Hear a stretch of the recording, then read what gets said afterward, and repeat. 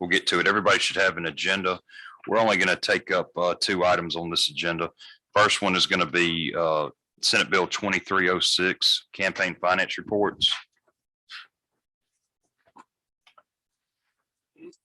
This is a simple bill. This comes to us from Ethics Commission, Tom Hood. He has asked that we remove the Ethics Commission away from campaign finance and have it all under the Secretary of State. Right now, it's kind of tricky as far as who should do what. And so just to make it simpler, we'll have it all under the Secretary of State. The only other change that we make is that when you have to file your campaign finance report, sometimes you will file it. You would think that on a certain date that you could file it.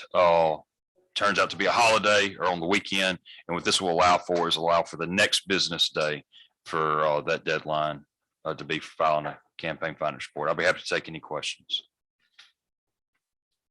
Yes, sir.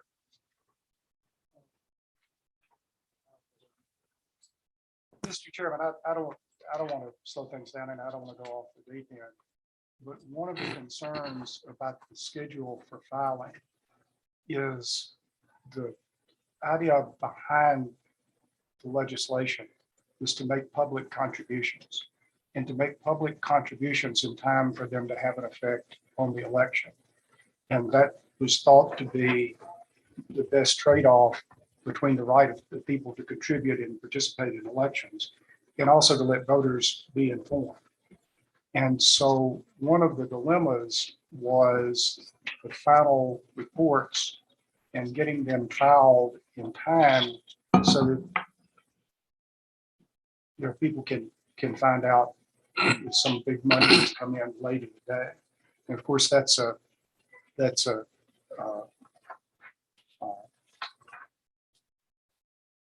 delicate dance or whatever. All I'm suggesting, Mr. Chairman, is that as this bill goes through the process, someone look at the effect that delaying the filing will have on some of the reports that come in toward the end of the campaign. Okay. And I'm not articulate enough to have an amendment to offer, even if I knew what I would offer if I could.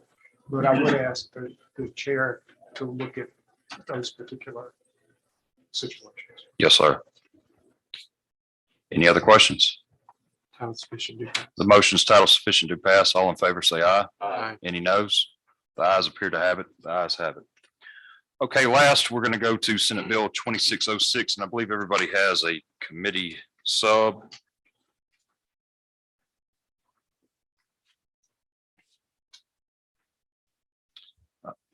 So what this bill does is this is going to repeal basically it's going to amend 2315-15.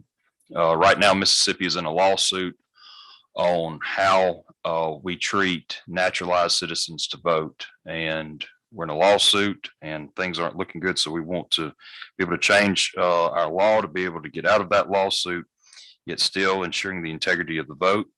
And so what we have is a bill that basically says that whenever somebody comes to register to vote, when the circuit clerk or whomever keys in that information from that person that's wanting to register to vote, their system, which is called the Statewide Election Management System, or SIMS, will check with DPS to see if that voter is a citizen or not. If that voter is not a citizen, it will red flag that voter and let the registrar know that this person's not a citizen. Now, the problem with that is that may not be in real time. For instance, if you get your driver's license and you're not a citizen, when you get your driver's license, you have 6 years to renew them. In that 6-year time period, you may become a naturalized citizen, but DPS doesn't know that.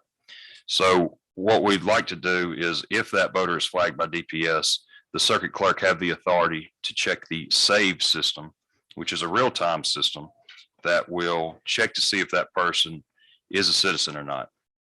If it comes up that they're not a citizen, then the circuit clerk will send that voter a notice asking for them, to prove documentation that they are a naturalized citizen. They'll have 30 days to do that.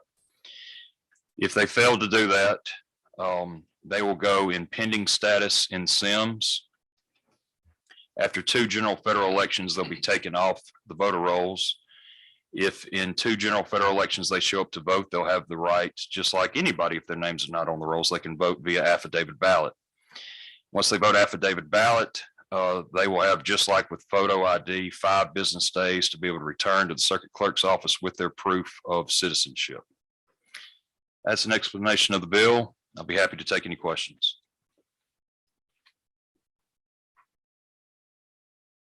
Hearing none, do we have a motion?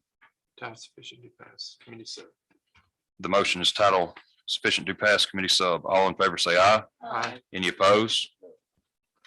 The ayes appear to have it. The ayes have it. That will entertain a motion to rise. Rise and report.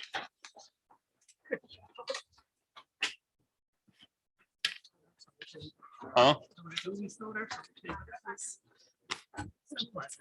Is that okay?